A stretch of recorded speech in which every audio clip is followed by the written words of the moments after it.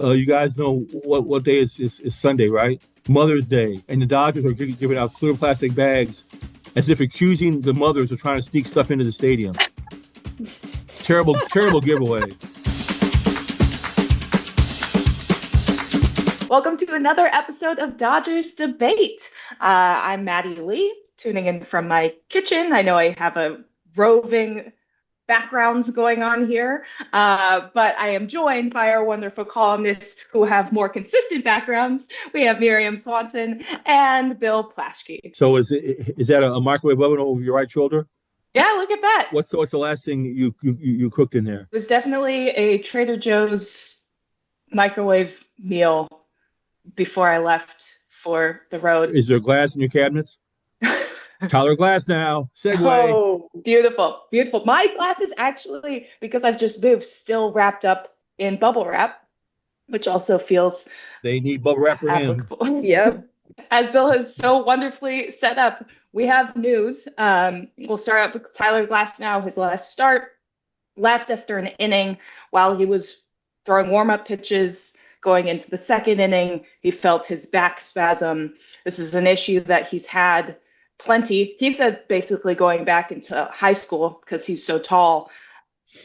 The Dodgers downplayed it. He downplayed it. They're not expecting an IL stint. What are you guys expecting here? I think he'll be shut down until October. Oh, jeez. October? No.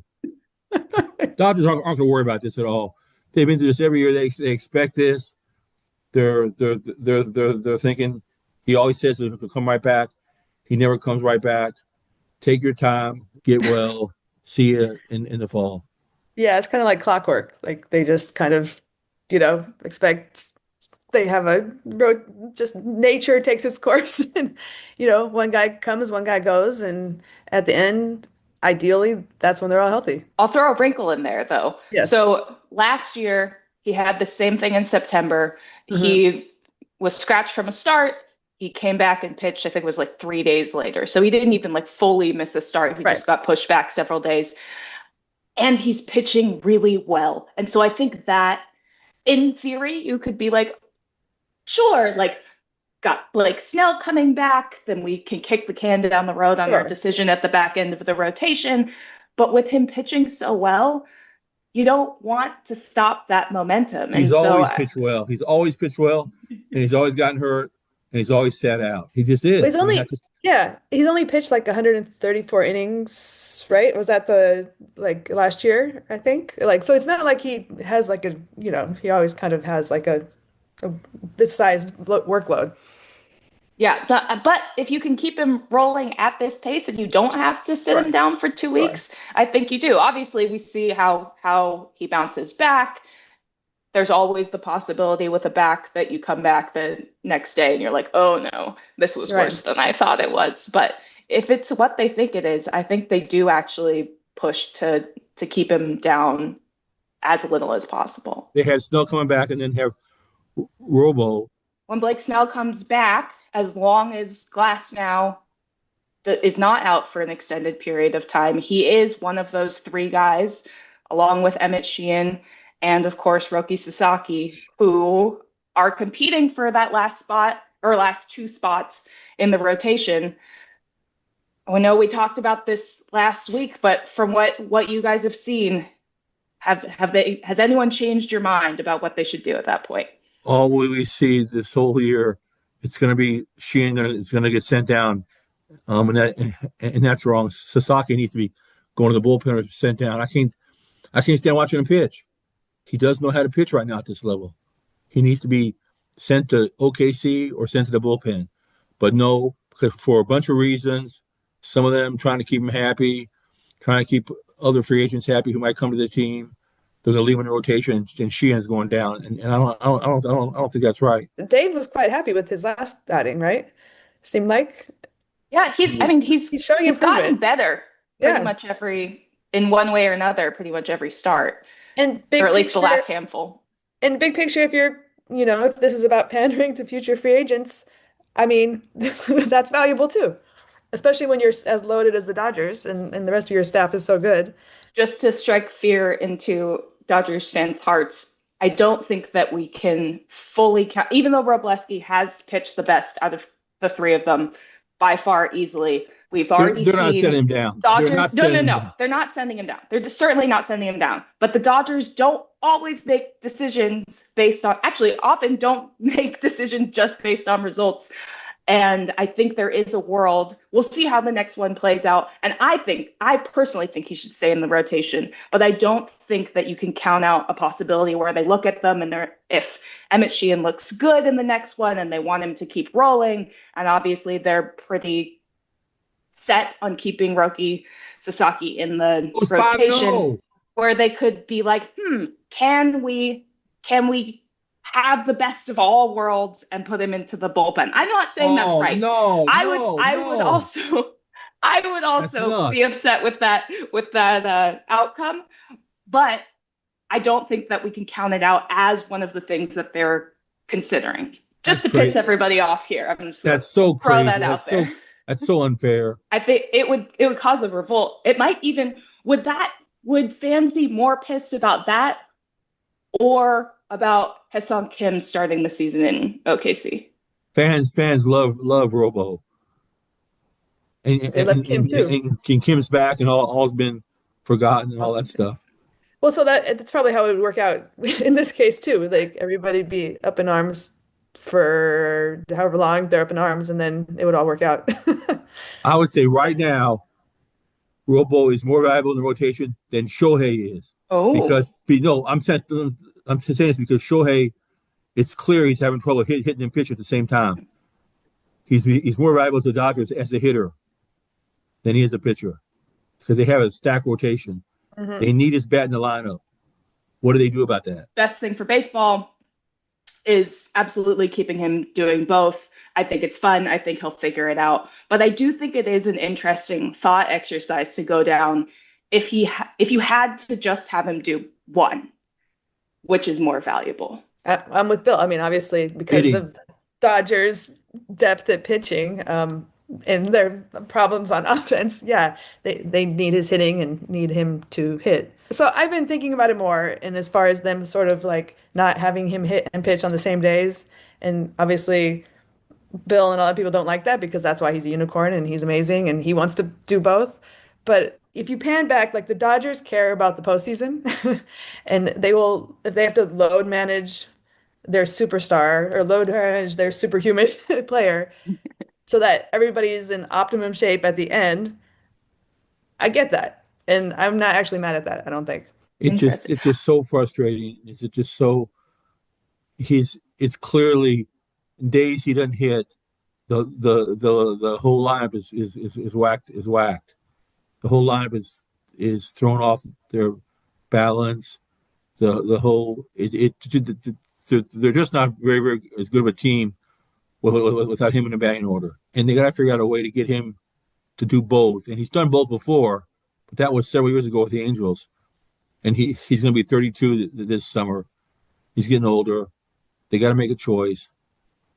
I would say at some point, if you got to skip a start, but keep me in the lineup. Here's another, this doesn't solve what you're talking about, but another thing that's been kicked around is, would it be better instead of having him taking a day off of hitting on his start days, have him do both on his pitching start days, and then just give him a full day off the next day? That's a good point, because I think he's batting like 125 or something on days after he starts. Not great. They also have tried to line it up so that when possible, there's an off day afterwards. So it's a little hard, but so it's not a huge sample size, but that like the day of and even slightly more day after is the issue on the offensive production side. It's all very confusing. And then to that point, I brought two bobbleheads here today. These are both given out of Dodger for missing one last week. You tell me which bobblehead is more confusing. Magic Johnson bobblehead, wearing a Dodger basketball uniform, dribbling a baseball. Okay, this is a real bobblehead given out by the Dodgers. Incredible. Here's the other one. Oh my gosh. I don't understand.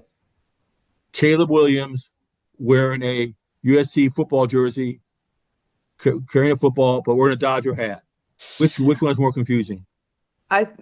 I vote Magic dribbling a baseball. I agree. The Magic to the baseball takes yeah. all. Yes, Yeah. having the baseball replace the basketball That is weird. takes it over the top. Like you see people around LA in Trojans jerseys and Dodger hats. Like that's not that weird. Like except that I don't know who that guy is. It's not Caleb Williams. But beyond that, Yeah, I know. but otherwise, I don't know what's going on. The Magic one just seems super confused for sure. Although Miriam made the point, Caleb's fingernails are painted in here. That helps the ID. Yeah. So are you more confused about those two bobbleheads or what the Dodgers offense has done? They finally had a couple good games this last series in Houston, but one was a bullpen game and the other, Lance McCullers' fingernail was falling off. That was unbelievable. He was trying to pitch with three fingers. That was incredible. That's crazy. It was so stupid. They just don't have other pitching. I think all the confusions were based around. I think they miss Mookie, and they miss Shohei on a daily basis. They miss the old Shohei. This is not the Shohei that we're used to. I think those are the two big things. I think everybody else is slowly coming around. But those are the two big problems. They think they just needed to change their little their celebration. Oh yeah, so tell us about that. About that, yeah. Maddie. So now they're doing this thing where they're kicking the air as part of their celebration. The company line is something about kind of kicking out bad vibes or something along those lines. It's all about Dalton Rushing. But yeah, it seems of course to be, it seems to trace back to Dalton Rushing. I love him so much. Almost accidentally kicking Yamamoto in the face. Yeah, this is after he struck out the ending game on Saturday night, right? Going back to the dugout. Hey, high kick. Dalton, man. I'm so tired of this thing. I'm just tired of it. Okay, but I want to say, like in Colorado, Freddie hit a double, and it's all Dodger fans there. And it was this like the snow day game. He gets the second, he does it toward the Dodgers dugout is in front of him, and like the wall of people behind him that stood up and did it too, and it was like something from a concert. It was like so cool. I was like, that must be such a great feeling. Yeah, it was like really cool. I'm still sick of it. Well, and Miriam, that series that you covered in Colorado was kind of the start of the troubles for this team. They missed you, Maddie. They're like, don't come back. I don't know. They haven't looked that much better. So you all know. You guys know what day is Sunday, right? Mother's Day. Thursday. And the Dodgers are giving out clear plastic bags as if accusing the mothers of trying to sneak stuff into the stadium. Terrible giveaway. That's a great point. I didn't look at it like that, but man. So do you all have a favorite Mother's Day story? So my mom's actually going to be here next week. I'm very excited. Cool. She, wonderful, Barbara. She still, my entire career, has subscribed to whatever newspaper I worked for, including like the Owensboro Messenger Inquirer, where there was only you could only get print and digital together. So I don't know where they sent her print versions because she was living in Seattle as I was in Owensboro, Kentucky. And now the LA Times. So I'm moving back closer to her. She honestly was a huge part of my sports life growing up, which is amazing because she didn't have Title IX growing up. And I obviously didn't know that as a kid, but she was my soccer coach and I'd go to her rec adult games as a kid when she kind of came back to sports as an adult. And yeah, she's been a huge part of my sports journey. So she's the best. That's wonderful. What a great story. That's cool. Yeah. Miriam? Shout out to Barbara. I mean, my family was not a sports family, but my mom got me into sports because she's Dutch and a Dutch speed skater, won 3 gold medals in the Calgary Olympics, and that made me want to be a sports writer. But if I'm going to shout out somebody, it's going to be my aunt Marla, who is a volleyball coach in the Sacramento area. I had never seen her coach until the last a month ago when I went up for the UCLA Women's Elite 8 game, and I got a chance to see her coach her 7th grade boys, and I didn't realize what I was in for. But she's like Kim Mulkey. Or she's just insane. And she's so chill otherwise. And I've never seen her like this. And her players played so hard and they loved her, and all these families loved her, and this whole community, this volleyball community just loves her. She's been doing it for years.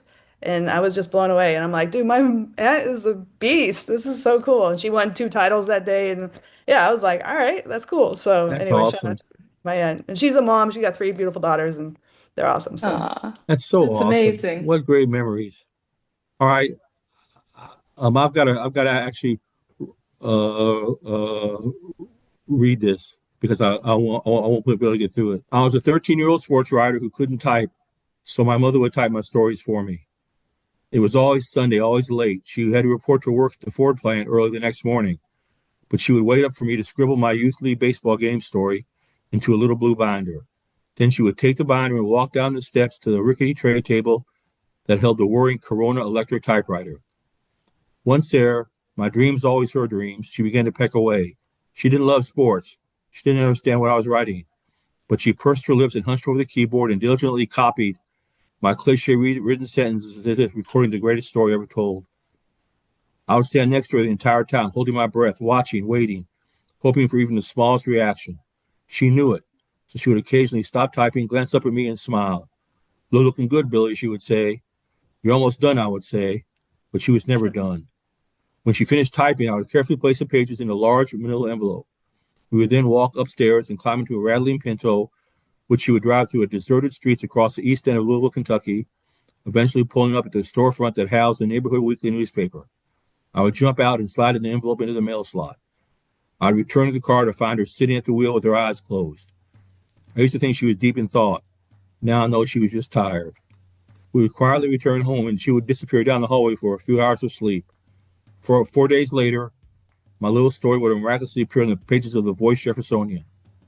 Except the miracle wasn't the newsprint. It was my mother. Yeah, she would actually type my stories for me and bring them to the newspaper office. I love that so much. Moms rule the world, right? Absolutely. damn I straight. can't think of a better note to end on than that. Happy Mother's Day to all the moms, and hope everyone has a great celebration, a great day. You can read more Bill Plaschke, as you just got a taste of, on LATimes.com, as well as stuff from myself and Miriam.